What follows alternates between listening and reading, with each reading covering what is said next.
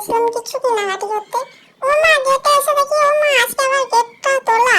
আর যখন আমি গাড়ি নিয়ে আসি তখন দীর্ঘক্ষণ দাঁড়ানোর পর গেটটা তোলা হয়। তো সেই সব কথা বাদ দাও, এইসব ভেবে মন খারাপ করে কোনো লাভ নেই। তো চলে গিয়েছিলাম দোকানে, গিয়েই আমার চোখ পড়লো এই নোটের ওপরে।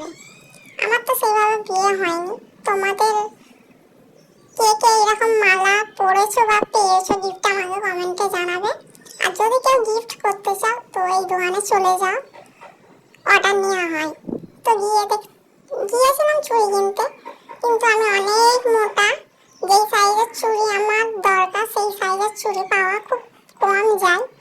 জুতো আর চুড়ি পছন্দের মতন আমার পাওয়া যায় না।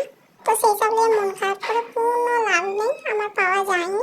তো কিছু কেনাকাটা করে আবার বাড়িতে আসছিলাম, আর বান্ধবী দেখাচ্ছিল দেখ কেনাকাটা হয়ে গেছে।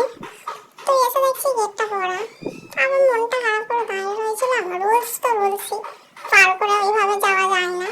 তো আমার বান্ধবী বলছে তিনটারও ভিডিওটা করে নিই। ও অত কষ্ট করে বললো, আমি ওই কথাটা ফেলতে পারি। তো আমার ভিডিওটা কেমন লাগলো বলো।